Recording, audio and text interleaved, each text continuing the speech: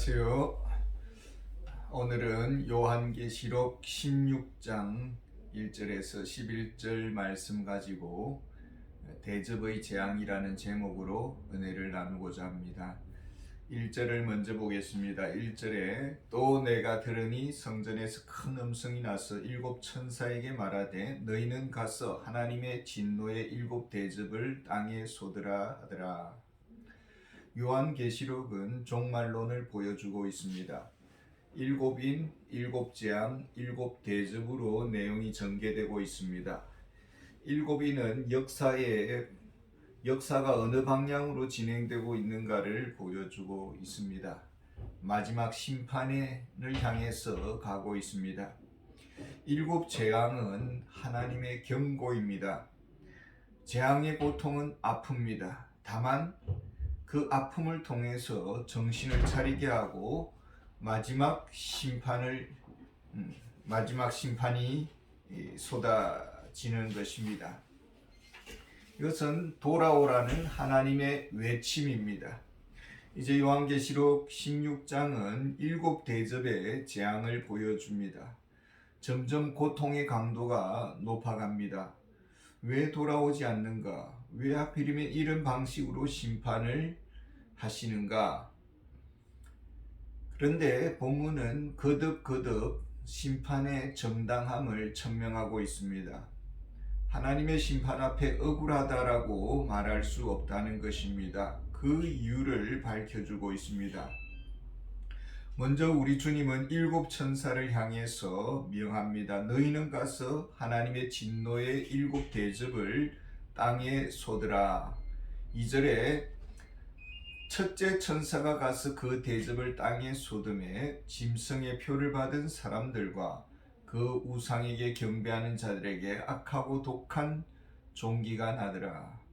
가장 먼저 심판의 이유를 밝혀주고 있습니다. 우리는 믿음으로 삽니다. 본질상 진노의 자녀였습니다. 심판받을 수밖에 없었습니다. 예수 그리스도께서 십자가에서 죽으셨습니다. 우리는 믿음으로 의롭다함을 받았습니다. 구원의 복을 얻었습니다. 하나님의 자녀가 되었습니다. 예수 그리스도를 나의 구주와 주님으로 마음에 모셨습니다. 진짜입니까? 정말 우리 마음속에 예수 그리스도께서 살아 계십니까?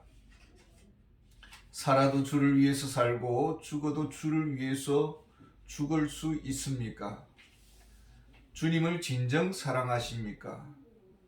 주님이 우리의 즐거움입니까? 세상의 멍에에 매여 있지는 않습니까? 진정 주님 앞에서 살아가고 있습니까?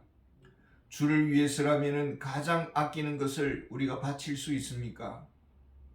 정말 우리의 믿음은 확실한 것입니까? 신앙생활을 했습니다. 시험이 찾아왔습니다. 살기 위해 믿음을 저버렸습니다. 하늘의 것을 포기했습니다. 영원한 것을 내려놓았습니다. 땅의 찰나적인 상급 영광을 얻기 위해서 하늘의 영원한 상급을 포기했습니다. 진정 충성된 신자입니까? 이것을 묻고 있습니다. 주님은 목숨을 버렸습니다. 우리 또한 목숨을 바치는 것이 마땅합니다. 배도자에게 심판이 있습니다. 악하고 독한 종기가 나더라는 것입니다. 이 말은 너는 악하다라는 것이 온몸이 그 영혼을 향해 말해주고 있는 것입니다. 3절에 둘째 천사가 그 대접을 바다에 쏟음에 바다가 곧 죽은 자의 피같이 되니 바다 가운데 모든 생물이 죽더라. 인천 바다가 서울에서 1시간 정도 떨어져 있습니다. 바다에는 각종 생물들이 삽니다. 우리에게 먹거리를 제공해 줍니다. 우리는 그것으로 즐기고 또 영양을 공급받습니다. 그런데 그 귀한 바다의 생물들이 피로 인해서 죽임을 당하고 폐사당했습니다. 무엇을 말합니까? 하나님이 주시는 것으로 우리가 살고 있습니다. 하나님의 공급하심을 받고 있습니다. 그것이 하나님의 사랑의 방식입니다. 땅의 열매들을 우리가 먹으면서 살아가고 있습니다. 그런데 우리가 착각합니다. 내 힘과 내 능력으로 내가 살아가고 있다고 생각을 합니다. 축복을 자신을 자랑하는데 사용하고 은혜를 자기 뽐내는데 도구로 여겼습니다. 그런 사람은 그 은혜를 누릴 자격이 없다라는 것입니다. 그래서 하나님께서 그 축복들을 빼앗아가는 것이죠. 무엇인가 우리에게서 사라져갈 때에 깊이 돌아보아야 합니다. 혹시 하나님 앞에 교만하지는 않았는가? 돌아보는 시간을 가져야 합니다. 4절에 보면은 셋째 천사가 그 대접을 강과 물 건너에 소돔에 피가 되더라. 강과 물 건너, 물이 없으면 살 수가 없습니다. 물을 마시면서 살아갑니다. 우리가 물을 마시면서 생명의 권한을 생각할 수 있어야 합니다. 예수님은 생명의 권한이 되십니다. 생수의 권한 되신 예수님 앞에 우리가 작은 것 하나도 감사하면서 살아가고 있습니까? 생명을 주셔서 우리가 살아가고 있습니다. 우리가 산소 또 공기를 이렇게 받으면서 우리가 생존합니다. 영적 생명을 공급해 주셔서 우리가 하나님을 알게 되었습니다. 생명을 주셨습니다. 영원한 생명을 주시기 위해 우리 대신 십자가에 못 박혀 주님 죽으셨습니다. 그 사랑은 무한한 사랑입니다. 생명을 바쳤습니다. 우리 대신 죽음의 성잔을 마셔야 했습니다. 그런데 그 생명의 권한 앞에 나아오지 않는 자는 살아가야 할 이유가 없다라는 것입니다. 그래서 우리가 부모님에게 섭섭함이 있어도 생명 주셨음에 우리는 할 말이 없는 것입니다. 5절의 천사는 말합니다. 내가 들으니 물을 차지한 천사가 이르되 전에도 계셨고 지금도 계신 거룩하신 이시여 이렇게 심판하는 것이 의로우시니이다. 천사는 말합니다. 주님의 심판의 정당성을 지지하고 있습니다. 억울할 사람은 아무도 없습니다. 지당하십니다. 많은 사람들이 받아 누렸습니다. 귀한 선물을 받았습니다. 그런데 오히려 배신했습니다. 원망했습니다. 자기 잘난 맛에 살았습니다. 그런 사람은 축복을 누릴 자격이 없습니다. 주님의 심판은 당연하십니다. 라는 것입니다. 6절에 그들이 성도들과 선지자들의 피를 흘렸으므로 그들에게 피를 마시게 하신 것이 합당하니이다 하더라. 성도들과 선지자들이 누구입니까? 메시지를 전하는 자들입니다. 전도하고 선교했습니다. 메시지를 전하는데 삶을 바쳤습니다. 수고를 아끼지 않았습니다. 저들의 시간은 시간도 아니었습니까? 저들의 헌신은 아무것도 아니었습니까? 하다 안 되어서 교회 일을 하고 있는 것입니까? 그럼에도 불구하고 전 생애를 바쳤습니다. 시간을 들였고 헌신을 했습니다. 많은 시간 기도했습니다. 그러나 사람들은 듣지 않았습니다. 가소롭게 여겼습니다. 저들을 향한 투자와 헌신 또 배려는 낭비라고 생각을 했습니다. 그런 사람은 복음의 가치를 누릴 수가 없는 것입니다. 오히려 죽음의 맛을 되돌려 주겠다라는 것입니다. 피 같은 생명의 복음을 위해서 피 같은 삶을 바쳤습니다. 그러나 업수의 여김을 당했습니다. 이제 피 같은 쓴맛을 영원토록 맛볼 것이다 라는 것입니다.